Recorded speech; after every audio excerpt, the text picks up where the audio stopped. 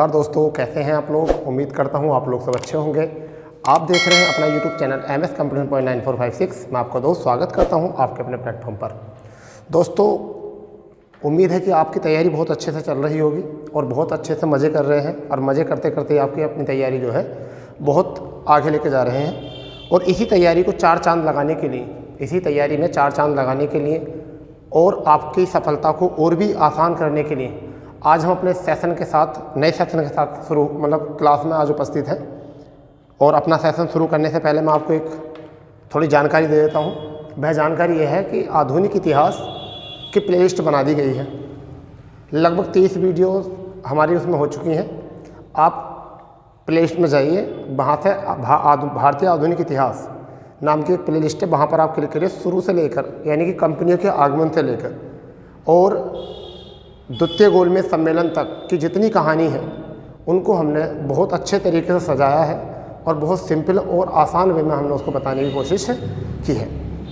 आज जो हमारा सेशन है, आज जो हम और तुम उपस्थित हुए हैं इस मंच पर, उसका एक अलग महत्व है कि हमने लास्ट क्लास जो कर ली थी उस क्लास में था हमारा प्रथम गोलमेज सम्मेलन। और प्रथम गोलमेज सम्मेलन के बाद गांधी इरविन समझौता कि प्रथम गोलमेज सम्मेलन में कैसी कंडीशन उभर कर आई, कैसी सुप्रू और जयकर ने रिक्वेस्ट की गांधी जी से और अंग्रेज़ों के बीच में, अंग्रेज़ों के माध्यम से उन लोगों ने गांधी जी से बात करने का एक आधार चुना और गांधी जी को कन्विंस करने में वह सफल रहे। और किस तरीके से गांधी इरविन समझौता हुआ और गांधी जी ने किस चीज़ को स्वीकारा और लॉर्ड इरविन ने किन बातों को स्वीकारा और जाकर एक बहुत बड़ा समझौता जो देश हित में और एक तरीके से देश की स्वतंत्रता के लिए एक आधार बन सका। और उसी को सरोजिनी नायडू के द्वारा कहा गया था कि दो महात्माओं की का बहुत बड़ा मिलन है। ठीक है, उसी के चलते आगे द्वितीय गोलमेज सम्मेलन में भारत के तरफ से, सिर्फ कांग्रेस की तरफ से गांधी जी ने नेतृत्व किया और बहुत सारे दलों ने भी द्वितीय गोलमेज सम्मेलन हुआ, परंतु सांप्रदायिक विवाद के चलते द्वितीय गोलमेज सम्मेलन असफल हो गया और गांधी जी खाली हाथ इंडिया लौट गए। परंतु गांधी जी को कुछ लोगों ने काले झंडे दिखाए, तो गांधी जी ने कहा कि मुझे जो ध्वज दिया गया था मैंने उसका सम्मान किया और मैंने उसको झुकने नहीं दिया और मैंने उसकी आन और बान के साथ सौदा नहीं किया। ठीक है, इसके बाद होता क्या है कि गांधी इरविन समझौता हुआ था गांधी जी और इरविन के बीच। लॉर्ड इरविन वायसराय थे, तो गांधी जी ने कहा था कि अपनी कुछ बातें रखी थी कि जितने भी राजनीतिक कैदी हैं जो जिन पर हिंसा का आरोप नहीं है आप उनको रिहा करेंगे। ठीक है, फिर इरविन ने भी कहा था कि आप समन्वय आंदोलन को स्थगित कर देंगे, भविष्य में कोई समन्वय आंदोलन नहीं होगा, भविष्य में होने वाले गोलमेज सम्मेलन में आप भाग लोगे। इसी के चलते जो था गांधी जी कन्वेंस हुए और गांधी जी द्वितीय गोलमेज सम्मेलन में पार्टिसिपेट करते हैं, परंतु वहाँ पर सांप्रदायिक विवाद के चलते वह असफल हो जाता है। और उस असफलता के कारण, उस असफलता के पीछे एक रहस्य ये था कि लॉर्ड इरविन के द्वारा किए गए वादे और किए गए वचन, लॉर्ड इरविन के द्वारा किए गए वादे और किए गए वचन ब्रिटिश सरकार ने गांधी जी को नहीं लौटाए। और जिन वचनों के साथ ब्रिटेन में भेजा गया था गांधी जी को कि आपको संवैधानिक सुधार किए जाएंगे, परंतु ऐसा नहीं हुआ और गांधी जी खाली हाथ लौटकर आ गए। उसके बाद गांधी जी वायसराय वेलिंगटन आ गए थे, लॉर्ड वेलिंगटन वायसराय बन गए थे। गांधी जी ने वायसराय वेलिंगटन से मिलने की इच्छा जताई कि हमारे साथ धोखा हुआ है और हमें जिन अधिकारों के लिए हमें भेजा गया था हमें वह अधिकार वहाँ प्राप्त नहीं हुए। देखिए, अक्सर ऐसा होता है कि जो वादे किए जाते हैं वो वादे पूरे होते नहीं हैं। तो इसी बीच में जो शिकार हुए थे गांधी जी भी हुए थे द्वितीय गोलमेज सम्मेलन में। परंतु गांधी जी ने क्या हुआ, गांधी जी वापस लौट के आए, परंतु उन्होंने समझौता नहीं किया क्योंकि अंग्रेज़ों की नीति थी फूट डालो और राज करो। अंग्रेज चाहते थे कि हिंदू, मुस्लिम और ईसाई इनको पृथक निर्वाचन चुनाव की संज्ञा दी गई है। ईसाइयों को भारत में आने की परमिशन हो गई थी, तो उनको निर्वाचन जो था ईसाईकरण के लिए, अगर कोई भी प्रतिनिधि ईसाई संप्रदाय से कोई खड़ा होगा तो उनको जो चुनाव वोट करेंगे वो ईसाई मिशनरी के लोग करेंगे। इसी आधार पर मुस्लिम लीग को 1909 के अधिवेशन में 1909 के अधिवेशन में सांप्रदायिक चुनाव के लिए परमिशन दे दी थी। और इसी के चलते थे कि हिंदू समुदाय में से भी वह दलित वर्ग को, निम्न दलित वर्ग को अलग करने की बात कर रहे थे, परंतु इस बात पर गांधी जी और बी आर अम्बेडकर में लेकर मतभेद पैदा हो जाते हैं। परंतु बहरहाल छोड़िए, गांधी जी लॉर्ड इरविन से मिलना चाहते हैं, परंतु इरविन उस समय वायसराय होते नहीं, उस समय वायसराय होते हैं वेलिंगटन गांधी जी से मिलने के लिए मना कर देते हैं और गांधी जी हार कर द्वितीय सवर्ण अवज्ञा आंदोलन शुरू कर देते हैं। समझ गए नहीं? तो क्या कर देते हैं, द्वितीय सवर्ण अवज्ञा आंदोलन शुरू कर देते हैं। तो अब आप समझ गए होंगे कि हमारा जो शुरू होने वाला है वो क्या होने वाला है, द्वितीय सवर्ण अवज्ञा आंदोलन। द्वितीय सवर्ण अवज्ञा आंदोलन, इसे याद रखना जरूर आपको। द्वितीय सवर्ण अवज्ञा आंदोलन की घटना क्या थी? तो सवर्ण अवज्ञा आंदोलन, ठीक है। अब ये घटना जो है ये इतिहास की बहुत बड़ी घटना हुई जब द्वितीय गोलमेज सम्मेलन से गांधी जी लौटकर वापस आए, वायसराय से मिले, वायसराय ने बात नहीं मानी। अंततः होता क्या है कि जनवरी 1932 को, पहले मैं आपको बता दूं कहाँ से कब तक चला था ये 1932 से लेकर, कब से, 1932 से लेकर 1934 तक चला था, ठीक है। दूसरी बात अगर हम बताएं तो जनवरी 1932 को कांग्रेस कार्य समिति ने इसको परमिशन दे दी, द्वितीय गोलमेज सम्मेलन को, द्वितीय सवर्ण अवज्ञा आंदोलन को परमिशन दे दी। ये परमिशन क्यों दी गई थी, इसका पीछे एक रीजन ये था कि वेलिंगटन से मिलने की कोशिश की थी गांधी जी ने, अंत गांधी जी से वेलिंगटन ने मिलने के लिए बिल्कुल मना कर दिया। हार के गांधी जी को ये बड़ा एक्शन, बड़ा कदम उठाना पड़ा, जिससे कि सवर्ण अवज्ञा आंदोलन दोबारा से पुनः शुरू करना पड़ा, ठीक है। अंततः होता क्या, देश में इस बीच में किसानों में असंतोष फैल गया था, विश्वव्यापी मंदी हो गई थी। विश्वव्यापी मंदी का मतलब आप समझते हो, यानी कि देश के साथ साथ, यानी कि विश्वव्यापी, यानी कि अंतर्राष्ट्रीय स्तर पर क्या हो गई थी, मंदी हो गई थी और किसानों में असंतोष की स्थिति फैल गई थी। और कंडीशन इतनी बुरी हो गई थी कि वहाँ गांधी जी कन्वेंस करने के लिए गए थे द्वितीय गोलमेज सम्मेलन में। यहाँ पर ये हुआ था लगान और मालगुजारी जैसे भारी भरकम कर जो है किसानों पर थोप दिए गए थे, ठीक है। और जो किसान अपनी उपज कर रहे थे, उपज के दाम उन्होंने पूरी तरीके से गिरा दिए थे। अब ऐसी स्थिति में क्या होता है, ऐसी स्थिति में द्वितीय सवर्ण अवज्ञा आंदोलन नहीं करते तो क्या करते? तो गांधी जी ने उचित सोचा कि जिस समय पर किसानों के अंदर असंतोष का भाव था, ठीक है, किसानों की उपज का दाम जो है वो गिर चुका है, ठीक है, मालगुजारी और लगान जैसे कर जो हैं वो बढ़ा दिए गए हैं, किसान पूरी तरीके से परेशान हो गए हैं, बहुत पूरी तरीके से परेशान हो चुके हैं। तब गांधी जी ने क्या करा, इस समय पर द्वितीय सवर्ण अवज्ञा आंदोलन शुरू किया। अंत गांधी इरविन समझौते में कहा गया था कि भविष्य में आप कोई भी आंदोलन नहीं करोगे, ठीक है। इस बात को वेलिंगटन ने अपने दिमाग में रखा और वेलिंगटन ने इस आंदोलन के शुरू होने के बाद ही जो शीर्ष नेता थे कांग्रेस के, जैसा पंडित जवाहरलाल नेहरू हो गए, गांधी जी हो गए, सरदार पटेल, यानी कि कौन थे, शीर्ष नेता में कौन कौन आ सकते हैं, गांधी जी, ठीक है, पंडित नेहरू, सरदार पटेल, तो जितने भी कांग्रेस के शीर्ष बड़े नेता थे, कांग्रेस के शीर्ष, अब खान अब्दुल गफ्फार खान, ऐसा मान लो, खान अब्दुल गफ्फार खान, जितने भी लिस्ट बड़े नेता थे कांग्रेस के, इनको द्वितीय सवर्ण अवज्ञा आंदोलन शुरू करने के आरोप में गिरफ्तार कर लिया जाता है, क्योंकि यह और एक और बात इसमें घटनाक्रम ये हुआ कि कांग्रेस को वेलिंगटन ने, यानी ब्रिटिश सरकार ने, वेलिंगटन ने कांग्रेस को गैर सरकारी संस्था, क्या करके, गैर सरकारी संस्था, इसी में बात कर लेते हैं, गैर सरकारी संस्था घोषित करके, क्या करके, गैर सरकारी संस्था घोषित करके उसकी सारी संपत्ति जो है जब्त कर लिए थे।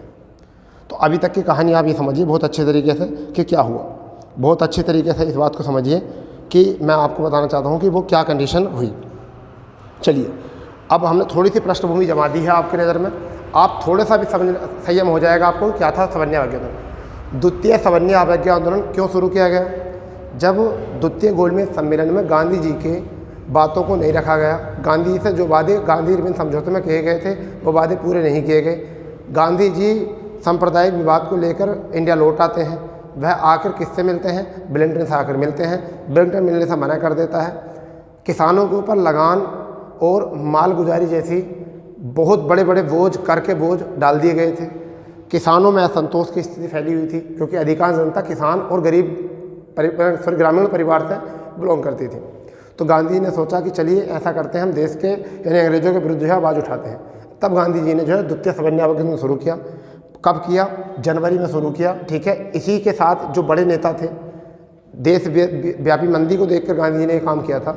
जितने कांग्रेस के बड़े नेता थे, ठीक है, ब्रिटिश सरकार ने उनको, गांधी के बड़े नेता कौन कौन थे? जैसे गांधी जी, पंडित नेहरू, सरदार पटेल, खान अब्दुल गफ्फार खान, इन सभी बड़े नेताओं को गिरफ्तार कर लिया गया। क्यों कर लिया गया गिरफ्तार? क्योंकि गांधी इरविन समझौता कहा गया था कि भविष्य में कोई भी आंदोलन नहीं किया जाएगा। ये आप समझौता कर चुके हैं, ठीक है, इस चीज़ को लेकर।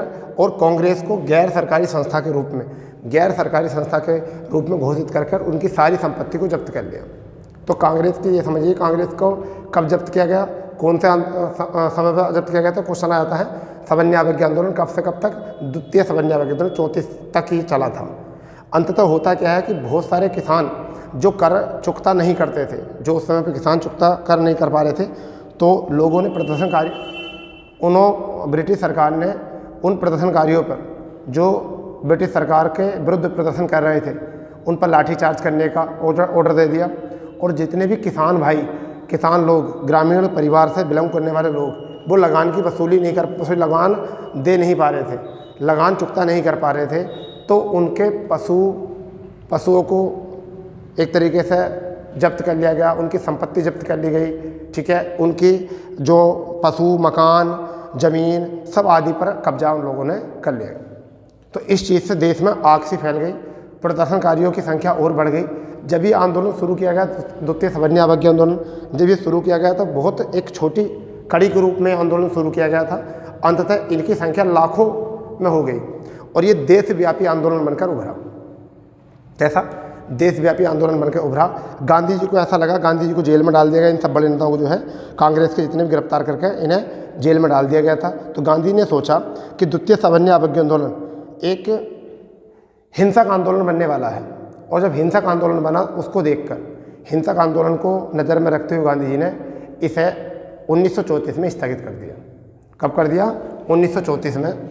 इसको 1934 में स्थगित कर दिया। तो इस तरीके से ये स्थगित किया गया था।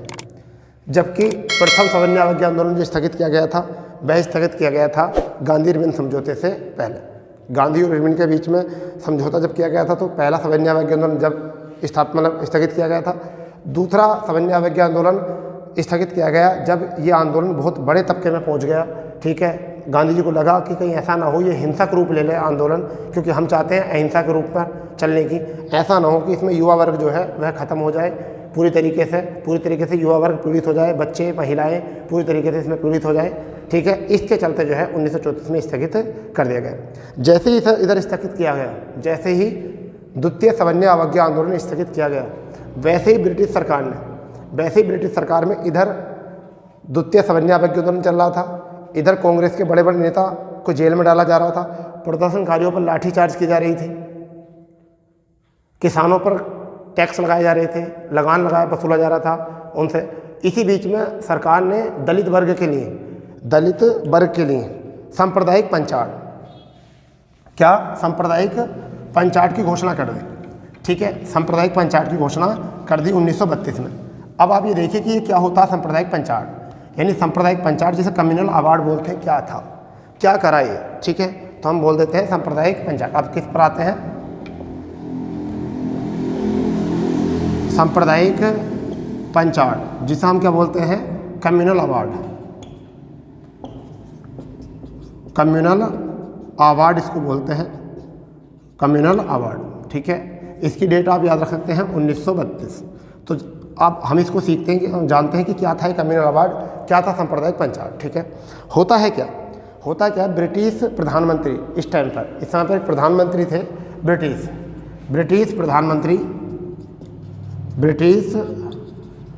प्रधानमंत्री नाम आ जाता है, ये नाम याद रखना, रैमजे मैकडोनाल्ड।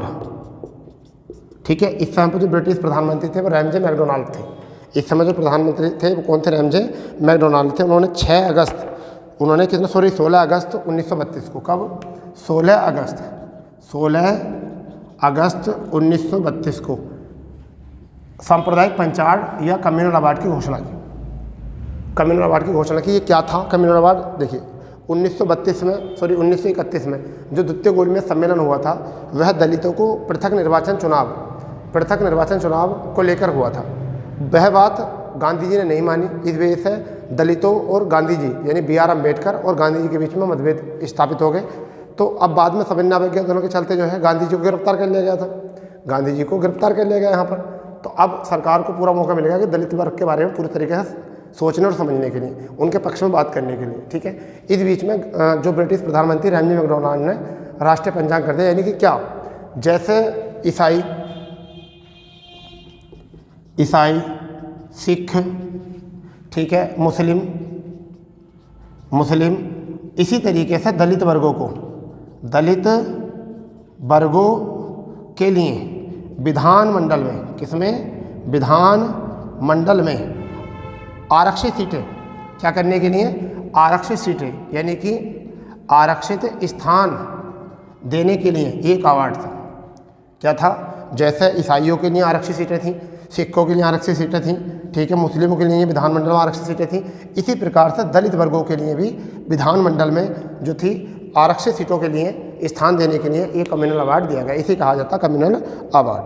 ठीक है, अल्पसंख्यक समुदायों के लिए विधानमंडलों में सीटों को सुरक्षित रखने के लिए इसकी शुरुआत की गई थी। ये बात अपने दिमाग में रख लेना। ठीक है, परंतु हुआ क्या, गांधी जी को जब इस चीज़ का पता चला, तो गांधी जी ने सोचा कि अंग्रेज़ों ने फिर एक चाल खेली और अंग्रेज़ों ने फिर फूट डालो और राज करो जैसी नीति अपनाई। कि अभी तक क्या हुआ था कि अभी भारत में सबसे पहले मुस्लिमों को भारत में फूट डालने की बात की और मुस्लिमों से हिंदुओं को मुस्लिमों से अलग किया गया और मुस्लिमों को हिंदुओं से अलग किया गया। पहला फैक्ट ये। फिर ईसाइयों को यहाँ पर सांप्रदायिक चुनाव की मान्यता दी ब्रिटिश सरकार ने, तो ईसाई मिशनरी अलग कर दी, सिख समुदाय अलग कर दिया। इस तरीके से हिंदू वर्ग को भी यह दलित वर्ग का नाम देकर, एक उच्च जाति अल्पसंख्यक और एक अल्पसंख्यक दलित का नाम देकर हिंदू समुदाय को भी ये अलग टुकड़े करने में लगे हुए हैं। इस बीच से गांधी जी जो जेल में थे, ठीक है, गांधी जी जो जेल में थे, उन्होंने यरबदा जेल में, ये क्वेश्चन आया था, कौन सी जेल में थे, यरबदा जेल में। तो यरबदा जेल में जिस तरीके से उन्हें पता चलता है कि ब्रिटिश सरकार ने सांप्रदायिक पंचायत की घोषणा कर दी है, तो वह यरबदा जेल में जो है अनशन में बैठ जाते हैं। किस में बैठ जाते हैं, अनशन पर। और वहाँ पर रविन्द्रनाथ टैगोर ने, बहुत बड़े बड़े नेताओं ने उनके इस अनशन को बहुत बड़ा कुर्बानी और बहुत बड़ा दायित्व माना। ठीक है, अब ये होता क्या है कि जब गांधी जी जेल में बैठ जाते हैं अनशन में, ठीक है, तो इस बीच में गांधी जी और अम्बेडकर के बीच में फिर एक समझौता होता है जिसको नाम दिया जाता है पूना पैक्ट या पूना समझौता। क्या नाम दिया जाता है, पूना पैक्ट या पूना समझौता। तो ये पूना पैक्ट क्यों हुआ, पूना समझौता क्यों हुआ? सबसे पहली बात ये कि हमने द्वितीय संवैधानिक विज्ञान में पढ़ा, आधुनिक इतिहास का सबसे बड़ा खेल यही है कि जो भी घटना अगर उसमें होती है तो उसका कारण आपको पता होना चाहिए, फिर उसका प्रभाव क्या पड़ता है, उससे दूसरी घटना क्यों हुई। ये अगर याद करोगे तो आपको आधुनिक इतिहास समझ में आ जाएगा, बिल्कुल याद हो जाएगा। और अगर आप फैक्ट याद करोगे तो कभी भी आधुनिक इतिहास समझ में नहीं आएगा। यानी कि द्वितीय संवैधानिक विज्ञान क्यों हुआ, क्योंकि ब्रिटिश सरकार ने द्वितीय गोलमेज सम्मेलन में भारत के या कांग्रेस की बात नहीं मानी थी, या कांग्रेस ने ब्रिटिश सरकार की बात नहीं मानी थी। ठीक है, द्वितीय संवैधानिक विज्ञान आंदोलन के चलते गांधी जी को गिरफ्तार कर लिया गया था, बहुत बड़े बड़े नेताओं को गिरफ्तार कर लिया था, जिसके चलते सांप्रदायिक अवार्ड की घोषणा की गई थी। सांप्रदायिक अवार्ड की घोषणा सुनते ही गांधी जी यरबदा जेल में जो है अनशन में बैठ गए थे, जिसके चलते जो है पूना पैक्ट हुआ या पूना समझौता हुआ। ठीक है, BR अम्बेडकर और गांधी के बीच। तो ये इस तरीके से आपको कड़ी से कड़ी जोड़ के चलना है और आधुनिक इतिहास आपके समझ में आ जाएगा। क्योंकि पढ़ने के लिए तो नोटबुक बहुत ज़्यादा है, आप किसी भी नोटबुक से कहीं से ही पढ़ लोगे, क्लास नोट से पढ़ सकते हो, परंतु आपको फैक्ट नहीं पढ़ने हैं, केवल आपको पढ़ना है कौन सी घटना क्यों घटी गई और किस घटना के बाद कौन सी घटना की गई। ठीक है, अगर एक कड़ी से दूसरी कड़ी को जोड़कर पढ़ोगे तो कभी भी कोई दिक्कत आपको आने वाली नहीं है। तो अब हम पढ़ने वाले हैं इसको पूना पैक्ट, यानी कि पूना समझौता भी कह सकते हैं और पूना पैक्ट भी इसको हम लिख सकते हैं। ठीक है, तो इसके बाद जो हम समझेंगे वो क्या है, पूना पैक्ट। ठीक है, यानी कि तिथियों के अनुसार अगर हम घटनाओं को पढ़ते हैं तो वो हमें अच्छे से समझ में आता है। ठीक है, अच्छे से समझ में आता है क्या था। तो हम बात करेंगे पूना पैक्ट की। पूना पैक्ट ये कब हुआ था, ये हुआ था सितंबर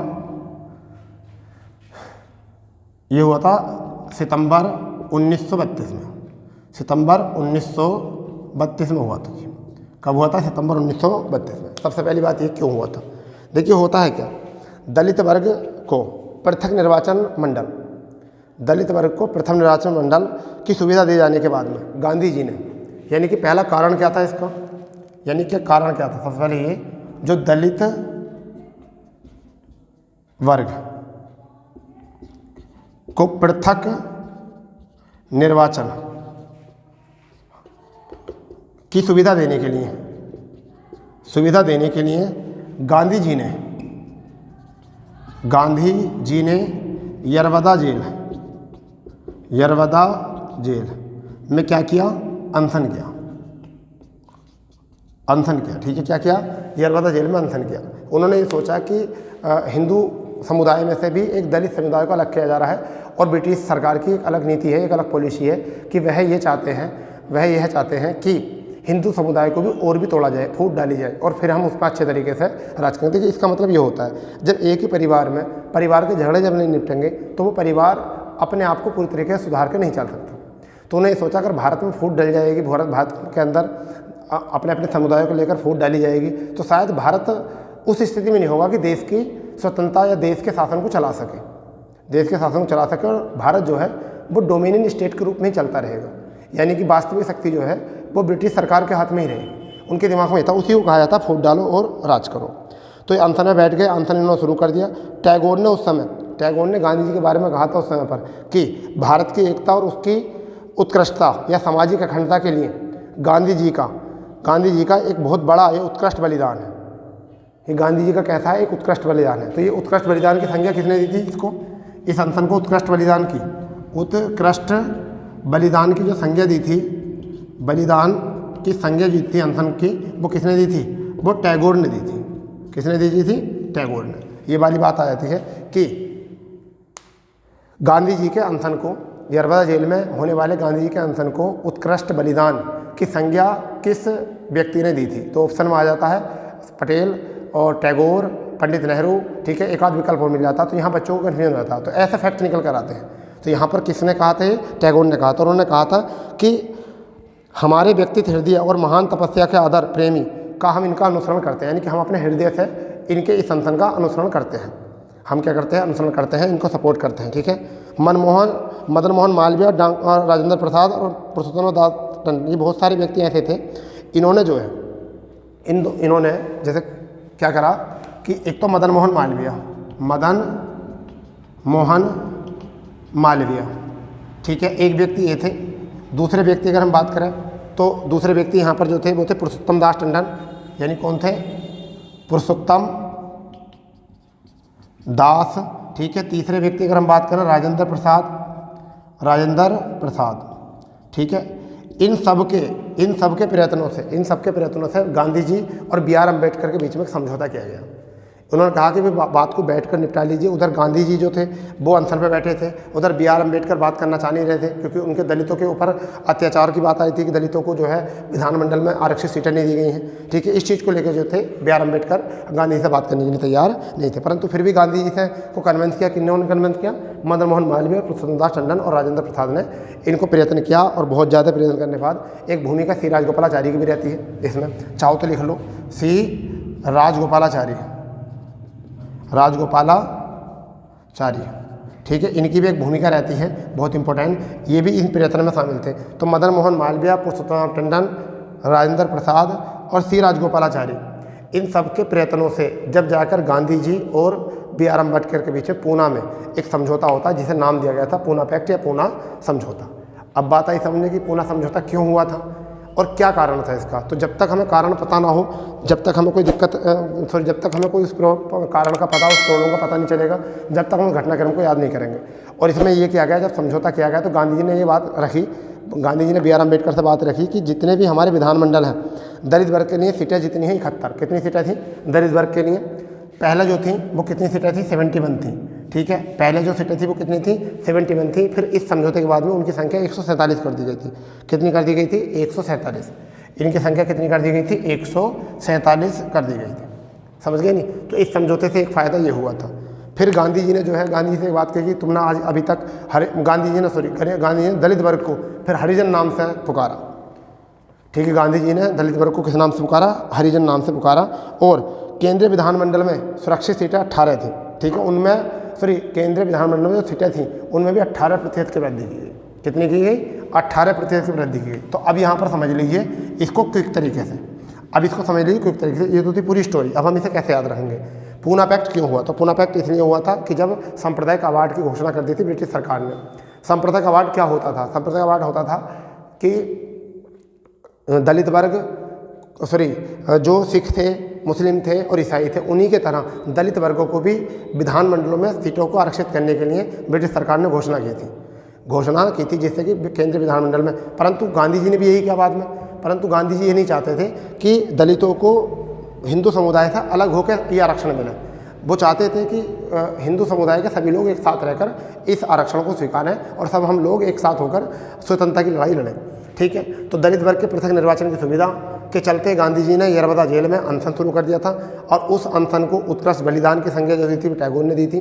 किसने दी थी, टैगोर ने दी थी। और मदन मोहन मालवीय, पुरुषोत्तम दास टंडन, राजेंद्र प्रसाद और सी राजगोपालाचारी जैसे महान बड़े नेताओं ने कन्वेंस किया गांधी जी और बी आर अम्बेडकर को। जब जाके पूना पैक्ट या पूना समझौता किया गया, उस समझौते में बात रखी गई कि आपने हरिजनों के बारे में या दलित वर्गों के बारे में अभी तक कुछ नहीं सोचा, ना आपने उनके बारे में कुछ कहा है, ना उनके बारे में आप सोचते हो, ना उनके आरक्षण के बारे में सोचते हो। गांधी ने कहा ठीक है, हम आज से उनके बारे में सोचेंगे, परंतु हम इस पृथक निर्वाचन चुनाव की संज्ञा नहीं देंगे, ठीक है। आप हिंदू समुदाय में रह के ही आपको सारी सुविधाएं मिलेंगी, ठीक है, क्योंकि हम नहीं चाहते कि फूट डालो राज करो वाली नीति अपनाई जाए और हम अपने दुखों में ही उलझ कर रह जाएं, ठीक है। इसी चलते जो था उन्होंने जो था कि जो राज्यों के विधानमंडल थे वहाँ पर सीटों की संख्या इनकी 71 थी, उनको बढ़ाकर कितना कर दिया 147 कर दिया, ठीक। और केंद्रीय विधानमंडल जो थी, जो केंद्र की पूरे भारत की एक होती थी, केंद्रीय विधानमंडल में 18% सीटों को जो है बढ़ा दिया गया। और इसके बाद गांधी और हरिजन उत्थान के लिए गांधी जी ने काम किया। गांधी जी ने हरिजनों के उत्थान के लिए काम किया, ठीक है। तो अब हम पढ़ने वाले हैं गांधी जी और हरिजन उत्थान, ठीक है, कि गांधी जी ने हरिजनों के लिए क्या क्या किया, यानी कि दलित वर्ग को हरिजन नाम दिया, ठीक है जी। दलितों को क्या नाम दिया, हरिजन नाम से पुकारा। तो अब गांधी जी के थ्रू चलते हैं। गांधी जी ने हरिजनों के बारे में हितों में क्या क्या करा, क्या क्या सुविधाएं दी और क्या उनके लिए पत्रिकाएं या समाचार पत्रों के नाम बदले या उनके लिए उन्हीं की कहानी के ऊपर कुछ समाचार पत्र शुरू किए या कुछ पुस्तकें शुरू की, ठीक है, पुस्तकें बनाई। तो अब हम जो पढ़ने वाले हैं वो पढ़ने वाले गांधी और हरिजन उत्थान, ठीक है, गांधी जी और हरिजन उत्थान। गांधी जी और हरिजन उत्थान हम अब ये पढ़ने वाले हैं, ठीक है। अब होता क्या है कि जब पूना समझौता हो जाता है, ठीक है, तो हरिजन, पहली बात तो ये गांधी जी जो है दलित वर्गों को हरिजन का नाम दिया। पहली बात तो ये हरिजन नाम किसको दिया, दलित वर्गों को क्या नाम दिया इन्होंने, हरिजन नाम दिया। पहली बात तो ये, सबसे पहली बात आपको याद रखनी है, हरिजन नाम दिया, ठीक है। दूसरी बात ये रखनी है, पूना समझौते के बाद में जो है अस्पृश्यता विरोधी आंदोलन पर अधिक जोर दिया। यानी किस पर, गांधी जी ने जो पूना समझौता जब हुआ तो उसके बाद में अस्पृश्यता आंदोलनों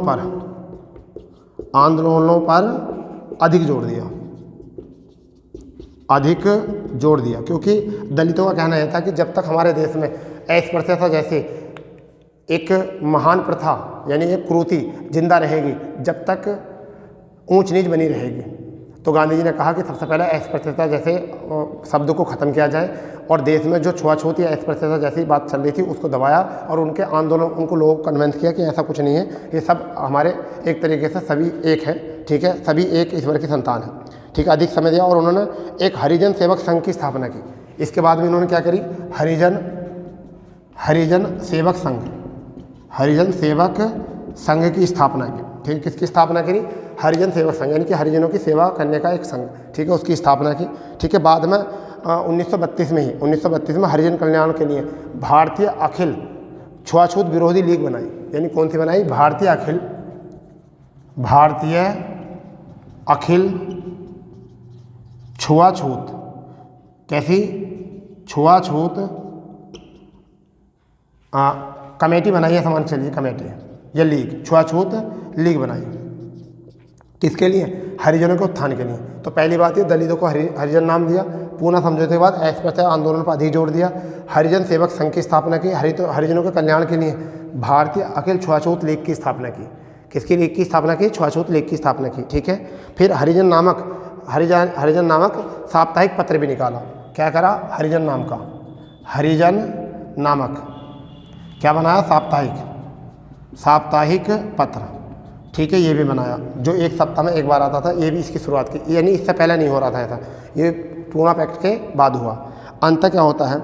अंत ये होता है कि 8 मई से 16 मई के बीच में, 8 मई और 16 मई के बीच में अस्पृश्यता को समाप्त करने के उद्देश्य से अनशन पर बैठ गए।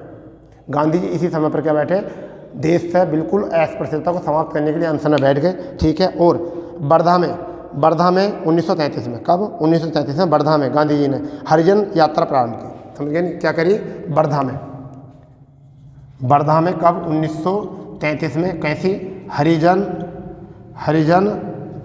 पैदल यात्रा कहते हैं, पद यात्रा को पैदल यात्रा इन्होंने शुरू की यहाँ से वर्धा में। कहाँ पर की? वर्धा मतलब कहाँ पर है? महाराष्ट्र। ठीक है, 9 महीने तक इस देश में करे और 20,000 किलोमीटर की यात्रा इन्होंने तय की।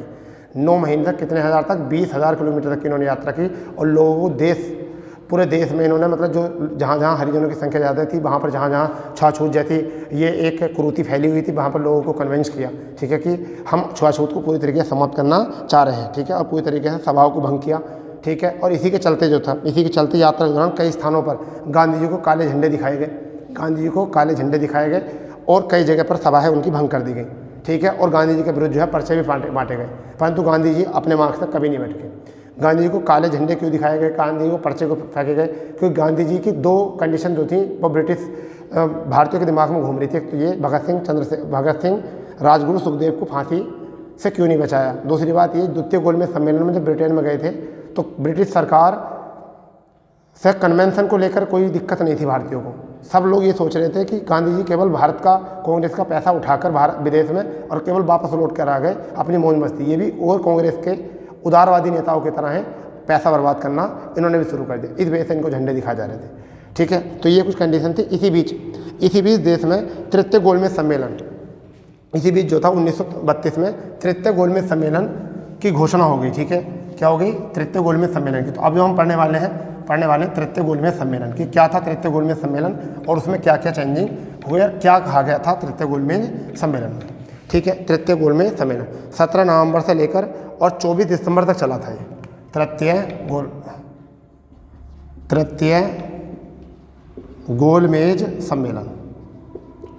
गोलमेज सम्मेलन। ठीक है भाई, तो अब ये जो चला था वो कब चला था? ये 17 नवंबर 1932 से लेकर 24 दिसंबर और 1932 तक चला था। तो केवल आपको पहले तो ये बात याद रखनी है, प्रथम गोलमेज सम्मेलन 1930, द्वितीय गोलमेज सम्मेलन 1931, ठीक है, तृतीय गोलमेज सम्मेलन 1932। ठीक है, ये दोनों याद रख लेना है। यहाँ से क्वेश्चन, यहाँ पर कांग्रेस ने भाग लिया था केवल द्वितीय गोलमेज सम्मेलन में 1931 में जो है कांग्रेस ने भाग लिया था केवल, और कोई से भी आंदोलन में और कोई भी से भी सम्मेलन में जो है कांग्रेस ने भाग नहीं लिया था। इतनी बात याद रखनी है। ठीक है, अब यहाँ पर बात आती है कि क्या हुआ ऐसा। तृतीय गोलमेज सम्मेलन का जो आयोजन किया गया वो लंदन में किया गया और यहाँ पर 24 दिसंबर को सम्मेलन की समाप्ति के बाद श्वेत पत्र जारी किया गया। यहाँ पर क्या गया कि तृतीय गोलमेज सम्मेलन इसका आयोजन कहाँ पर किया गया? ये लंदन में किया गया और इसके समाप्ति पर क्या किया गया? श्वेत पत्र जारी किया गया। क्या किया गया? श्वेत पत्र जारी किया गया। ठीक है, क्या था उस श्वेत पत्र में? ठीक है, लॉर्ड लिनलिथगो की अध्यक्षता में ब्रिटिश संसद की संसदीय संयुक्त समिति का गठन किया गया। यानी किसकी? Lord Linlithgow